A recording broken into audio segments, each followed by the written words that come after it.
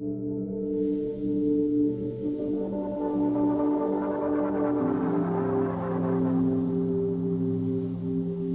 order to be able to think, you have to risk being offensive.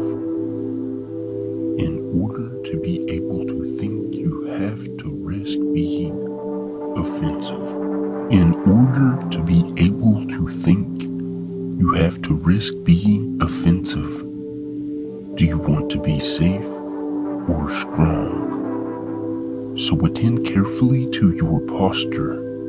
Speak your mind. Put your desires forward as if you had a right to them, at least the same right as others. Walk tall and gaze forthrightly ahead. Dare to be dangerous. Encourage the serotonin to flow plentifully through the neural pathways desperate for its calming influence. You're going to pay a price for every bloody thing you do and everything you don't do. You don't get to choose to not pay a price. The purpose of life is finding the largest burden that you can bear and bearing it. When you have something to say, silence is a lie. If you fulfill your obligations every day, you don't need to worry about the future. And if you think tough men are dangerous, wait until you see weakness. Don't underestimate the power of vision and direction. These are irresistible forces, able to transform what might appear to be unconquerable obstacles into traversable pathways and expanding opportunities. Strengthen the individual. Start with yourself. Take care with yourself. Define who you are. Refine your personality. Choose your destination and articulate your being. Compare yourself to who you were yesterday, not to who someone else is today.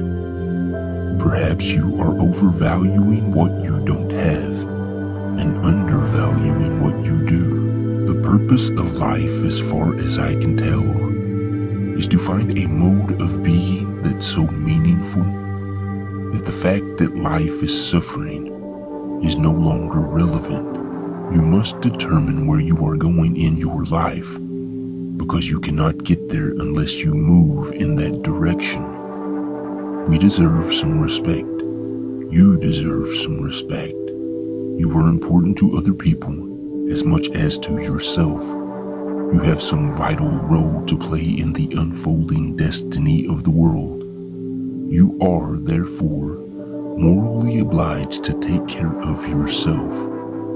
You should take care of, help, and be good to yourself the same way you would take care of, help, and be good to someone you loved and valued.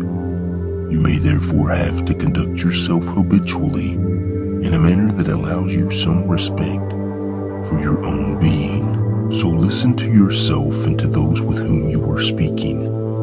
Your wisdom then consists not of the knowledge you already have, but the continual search for knowledge, which is the highest form of wisdom. There are some games you don't get to play unless you are all in. You carry character with you wherever you go, and it allows you to prevail against adversity.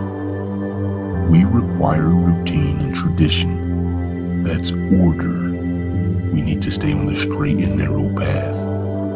We do that with every choice we make.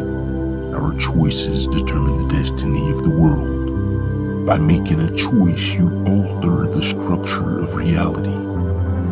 Stop saying those things that make you weak and ashamed. Say only those things that make you strong. Do only those things that you could speak of with honor. The secret to your existence is right in front of you.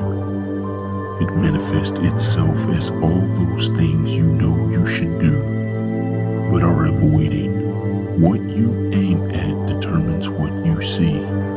It's appropriate and praiseworthy to associate with people whose lives would be improved if they saw your life improve.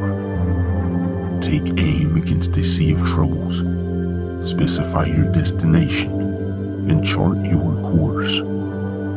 Admit to what you want. Tell those around you who you are. Narrow and gaze attentively and move forward forthrightly. Be precise in your speech. There's a worthy and noble ambition, strength in the face of adversity. It is better, proverbially, to rule your own spirit than to rule a city. It's a luxury to pursue what makes you happy. It's a moral obligation to pursue what you find meaningful. In order to be able to think, you have to risk being offensive. Do you want to be safe, or do you want to be strong?